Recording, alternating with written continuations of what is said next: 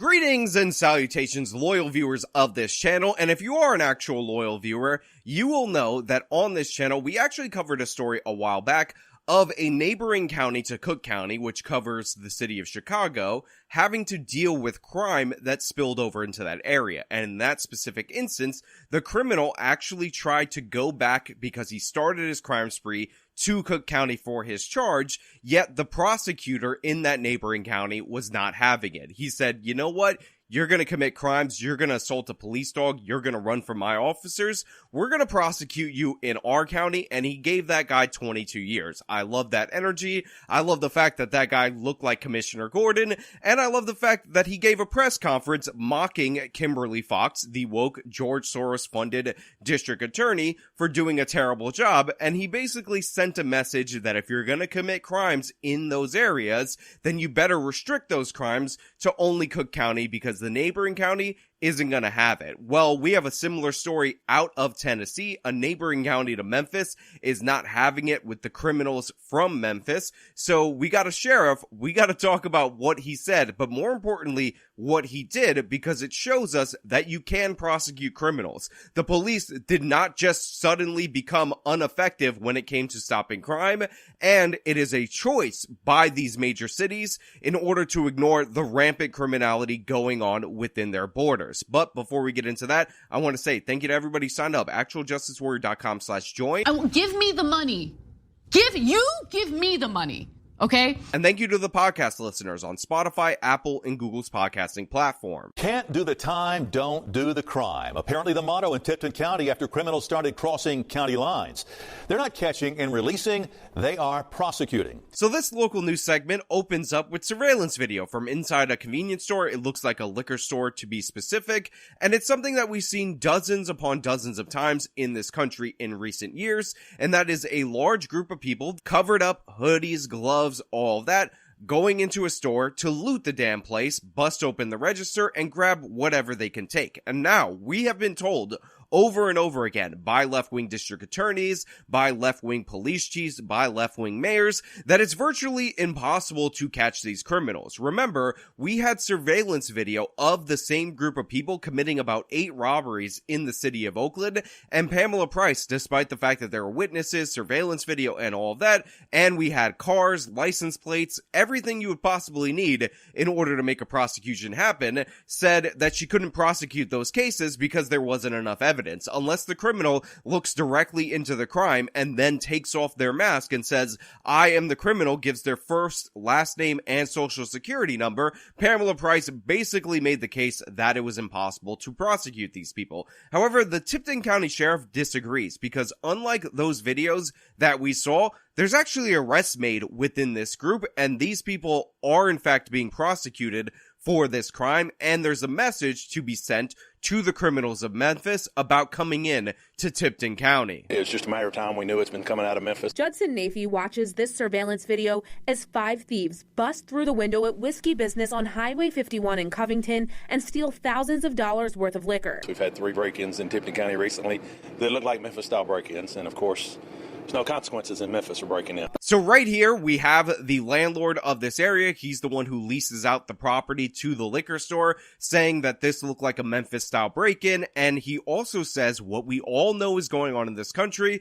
that there are no consequences in Memphis. There's no consequences in a bunch of parts of this country, in a bunch of major cities. The criminals are allowed to run rampant across them. And again, it's nice to see somebody, regular citizens, know what's going on, be able to identify it, and more importantly, be able to identify the problem, because that's going to lead to a solution. But let's move on a little bit further into this segment. But Tipton County Sheriff Shannon Beasley says this is not Memphis, writing on Facebook, quote, "If you think we are going to let you run back to Memphis or anywhere else without any consequences, you've got us confused." There's no shade at Memphis. It's all across the country, especially in our larger cities, where it seems that the criminals are not punished. They're treated like the victim instead of the criminal. Again, this sheriff knows what's going on. He's saying it's not just Memphis, they just happen to live near Memphis. This is a phenomenon going on across the country, and you could really tell that this guy has his ears to the ground. And no, I'm not saying that because he has elf-like ears that are kind of pointed, and thus I actually think he has super hearing. I'm not saying that that's a fact. I'm not saying that that's confirmed. All I'm saying is to look at this video, listen to what he's saying, and tell me you don't think that this guy can hear the criminals when they're committing crimes from miles away. He definitely can, and this is why he's been able to capture people while in the city of Memphis. They pretend that this is an impossible Herculean task. Sheriff Beasley says we see too many cases where criminals get away with a slap on the wrist in Memphis, and that crime is now seeping into Tipton County. But he promises Tipton County will not handle it the same way. One thing's going to happen in Tipton County. If you come up here and you bring those stupid crimes to us, we promise you, you're going to pay bail and you're going to pay your time.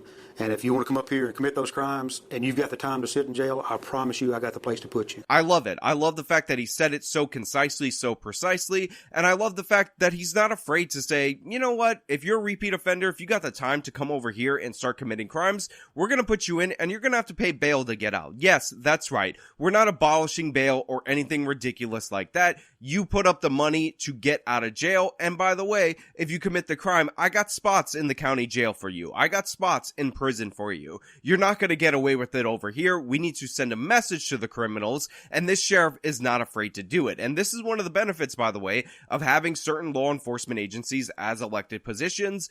Obviously, this sheriff is responding to his constituents, and his constituents don't like what's going on in terms of the neighboring county, and they don't like the fact that it's spilling over into Tipton. And that's exactly what happened. 3 of the men responsible for the burglary at Whiskey Business remain in the Tipton County Jail tonight with no bond. Nafy says if the store had to be burglarized, he's glad it happened in Tipton County. Yeah, that's right. 3 of the 5 burglars already are caught, they're already in jail, and they're already being held without bail. I want you to really think about the story that we covered and we talked about related to Oakland and Pamela Price with the group of individuals that were caught on surveillance video multiple times driving up to the robberies in their own cars, and how Pamela Price dropped the charges on the over 8 robberies with a dozen witnesses and all of that because she said they were wearing masks. They're wearing masks in these videos right here. And this guy has already captured 60% of the criminals. 60% of them are already in jail, and he's still on the lookout for the remaining 2. He's still trying to put pressure on the 3 that he has in order to get that information. And this is a small town sheriff's department. This is a county sheriff's department. Their budget oftentimes not equivalent to what you would have in a city like Oakland, which is again subsidized by the state of California, one of the biggest spending governments in the entire union, and yet he was able to lock these people up in very short order and is still out there looking for the remaining 2. This is what happens when you're actually motivated to solve crimes. This is what happens when you actually take theft seriously. This is what happens when you actually care about the community that you live in. You're able to affect change quite quickly, and this sophisticated operation where they break in and grab thousands of dollars worth of merchandise in a matter of minutes has been hit hard, losing 60% of their people in one shot. We all know each other. We all want to have a nice, safe place to live. And if they're going to bring that stuff out of Memphis to here, our law enforcement officers and our DAs and our judges they're going to pay for it. They're going to pay for their crime here. You gotta love it. I mean, this is that energy that Tried in a Small Town, that song that got all that controversy, is actually referencing right here. If you commit this crime over here, you bring that Memphis energy into this county, we're gonna prosecute you. We don't have woke sheriffs. We don't have a woke police department. We don't have a woke judge, a woke district attorney, or any of that nonsense. We're gonna hold you. We're gonna punish you. You're going to be held to account. And by the way, you're doing some risky business trying to attempt this in Tennessee in the first place, considering the state of gun rights in that area. Now, I understand that this liquor store likely closed at the time that they entered. In fact, I'm assuming it definitely was, because I don't see any employees in the footage. But if you're a criminal coming up from Memphis to this area, in a place, by the way, where the district attorney is on the side of the law-abiding citizen, not of the criminal, in a state with such solid gun rights like the state of Tennessee, I don't think it's going to work out for you, even if the sheriff wasn't this much of a badass and wasn't looking to make a statement. If you get caught in the wrong area and you find a Second Amendment prepared citizen, it's not going to work out for you in this area bordering Memphis. So yeah, this is a solid step. This is a solid message. I always talk about how the release of these repeat offenders over and over again in these major left-wing cities should not be ignored by right-wing state officials or right-wing neighboring officials, because it does bleed out into other areas. But I do appreciate when I see it, when these neighboring areas respond in kind and make sure to send a message that you're not going to be able to get away with these crimes in our areas. Yes, there is some bleed over. Yes, we still need to go into these cities and ramp these crimes down, but containment is the beginning of a solid strategy, so I'm going to give credit where credit is due in this regard. Again, very impressive that they caught 3 of the 5 perpetrators behind this crime immediately, and they're holding them without bond. And it really is a poke to all these left-wing district attorneys in major cities with higher budgets for prosecution and for their police departments that can't seem to crack these cases. This was not a large effort that required a task force and partnering up with federal agents or anything like that. This was just solid police work following leads that ultimately led to the arrest of 60% of this crew, and a district attorney committed to doing his job on behalf of the victims rather than serving the criminals. So yeah, keep it in Memphis, keep it in Cook County, keep it away from these areas that are actually going to have officials that do their job and hold the criminals accountable, because you will be punished. And now we're starting to see the ramping up of consequences in the neighboring counties, which I think and I hope will be a good counterbalance to what's going on in these woke areas.